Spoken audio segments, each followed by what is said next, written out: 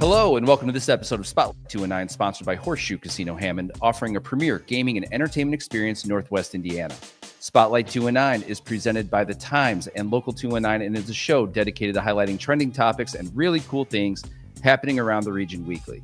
It's 4th of July, and to talk about it, we have Adam Graper from the city of Crown Point to talk about all the city's festivities, and Steve from Captain Fireworks to talk about all things fireworks heading into the weekend. So let's get started. Our first guest is a friend of mine. He is the PACE director at the city of Crown Point, and he is here to chat 4th of July. Adam? What's going on? Adam. Good. Got it this time. I think we're good. So tell us about it. Tomorrow is the 4th. I know we've got parades, we got fireworks. What can everybody expect? Yeah, 4th of July in Crown Point's pretty awesome here. So we got the big parade tomorrow. It is one of the longest and largest here around. Actually went up about 25% of the entries. We're at 125 entries tomorrow, which is pretty awesome. We'll see how that holds up with the heat, with everybody coming in, but a little bit of everything from the new businesses to the floats to the marching bands, the orchestra. Jesse White tumblers are back again. I think everybody loves those.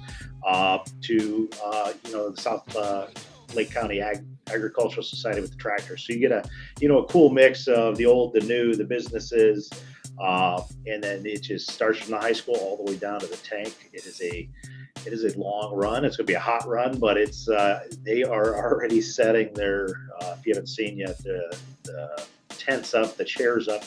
South Main Street is loaded with people already, just setting all their equipment up. So we're excited. Kicks off tomorrow at 11. Following that, we kick off down to the fairgrounds about 4 or 5 o'clock. In that time, when they're ready, the vendors will be open. Some of our local food trucks out there. And then at dusk, we kick off the fireworks. So Mad Bomber again contracted with us.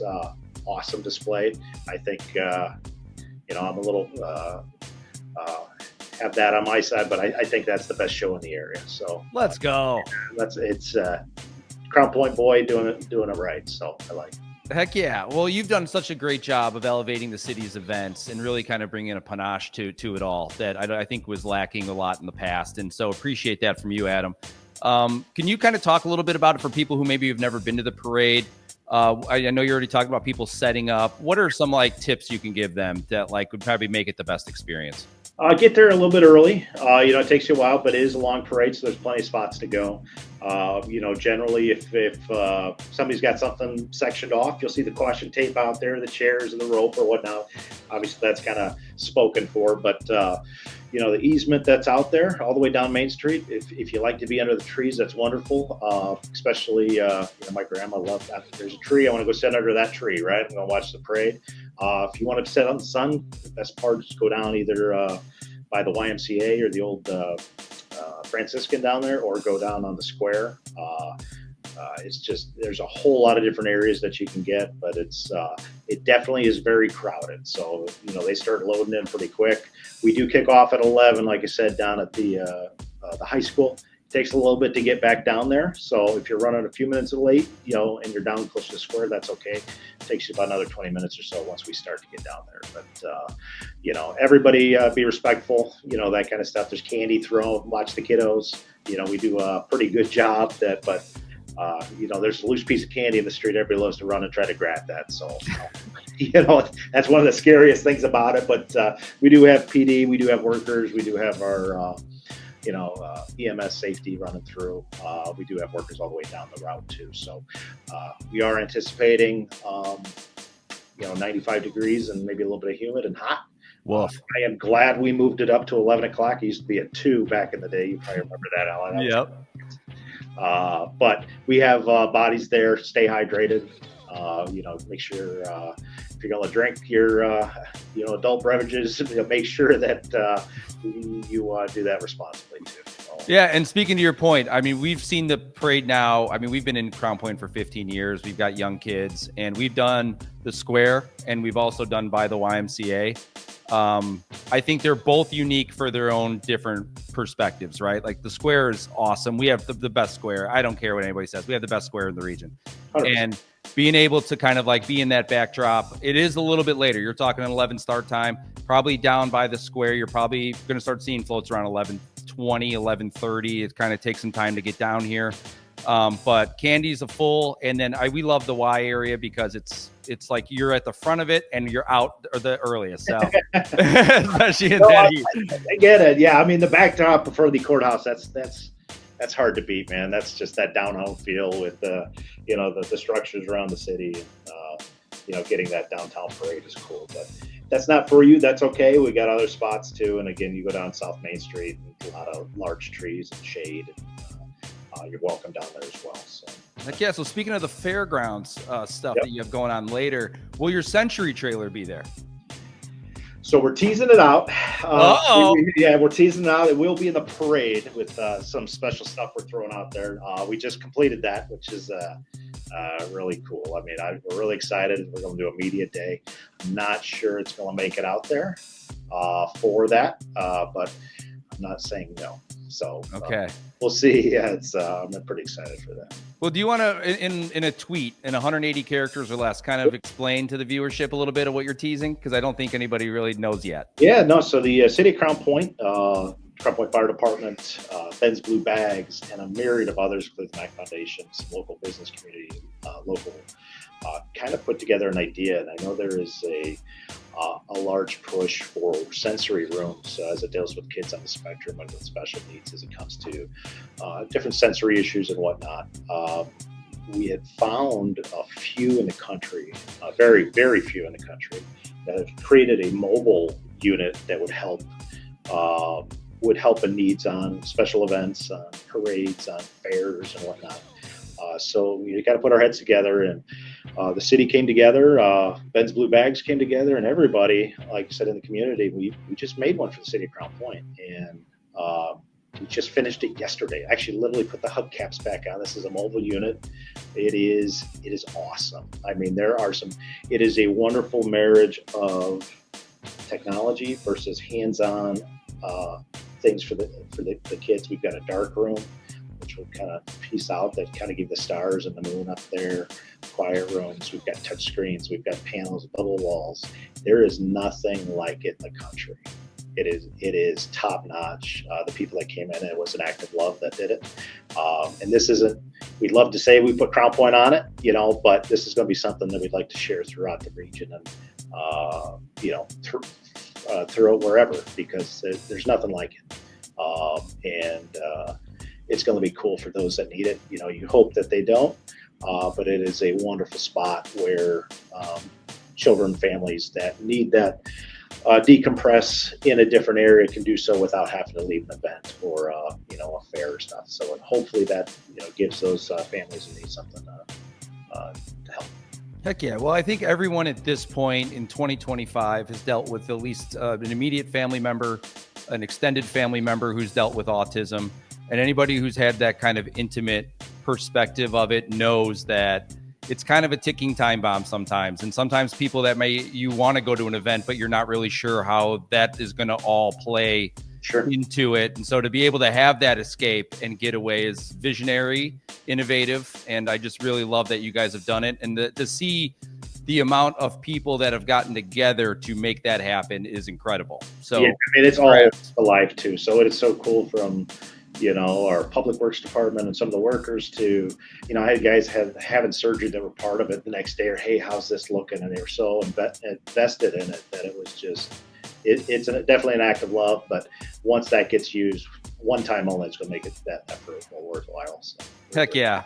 So parade at 11, route is Main Street to the square, starting at the high school.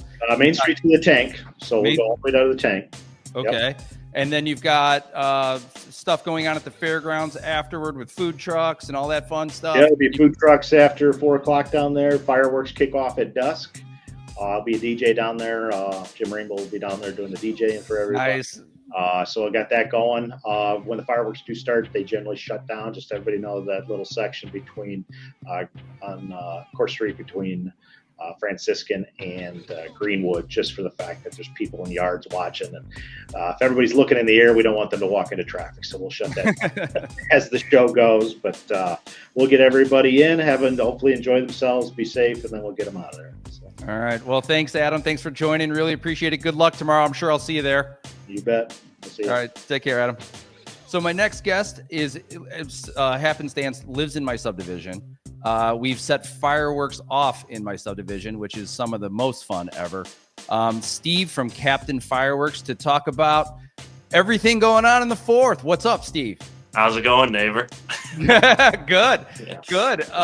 So I mean, I got a sample of it a couple days ago, last week when we were setting some stuff off. What's been going on? I'm sure it's got to be crazy for Captain Fireworks, and you guys are in Cherville, correct?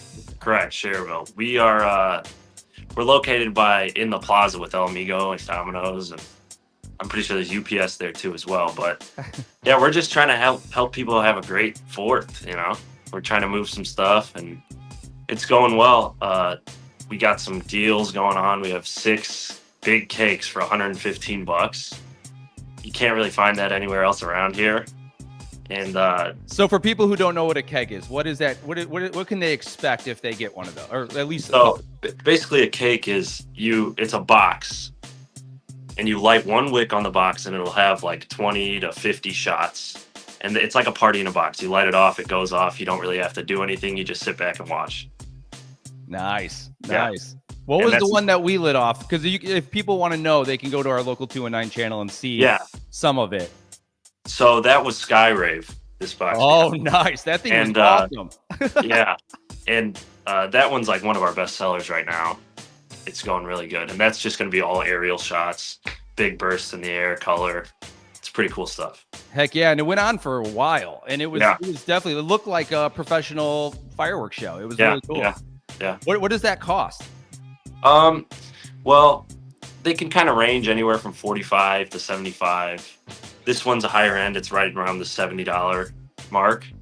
But like I said, if you do that, you can get 6 boxes for $115, and that'll make a party in itself. Oh, and trust me, if you're watching, you're gonna want that. Your fireworks show at your house or subdivision will be elevated. Yeah. What else you got going on? You got, I'm sure sparklers and everything else is all over the place. All of our smaller stuff is buy one, get one free. So that's pretty big. If let's say you just want to get some stuff for the kids, that'll stretch a long way. You can get sparklers, bottle rockets, firecrackers, anything, smoke balls. That's all buy one, get one free. So that's pretty big. Fountains, we got a lot of fountains. So that's just where it'll spray a bunch of sparks and cracks, and it doesn't get too high in the air, but that's just always good for, the smaller demographic. Is that what that viral video Terry in the wheelchair was firing off? Yeah, that's exactly what that was. Yeah. Awesome. So I know you wanted to talk a little bit. What is your hours going to be for people who might be coming through? This is airing around 5 o'clock tonight, Thursday. Gotcha. So tonight we'll be here till around 10.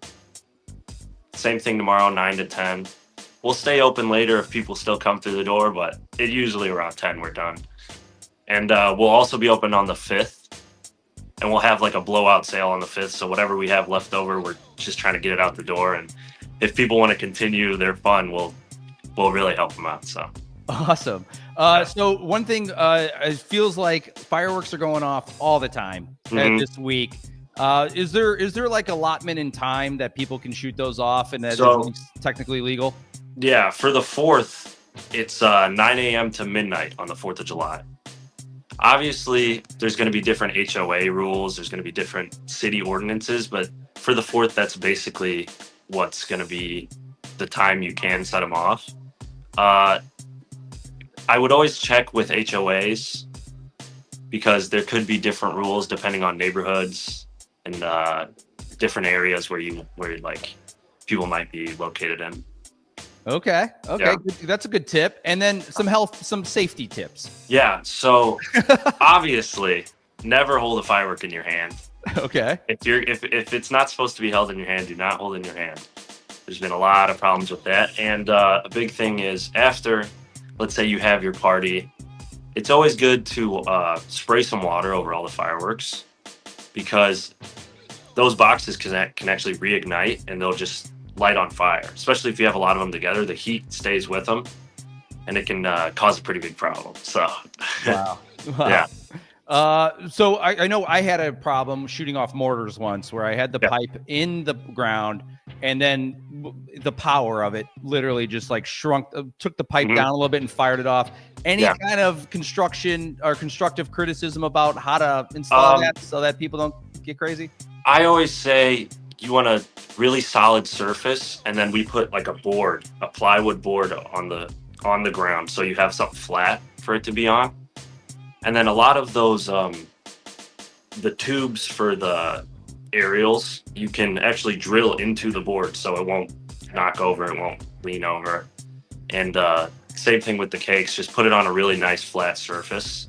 You don't want it on any kind of incline or decline, because it can knock over, and that'll just be recipe for disaster. Okay. Yeah.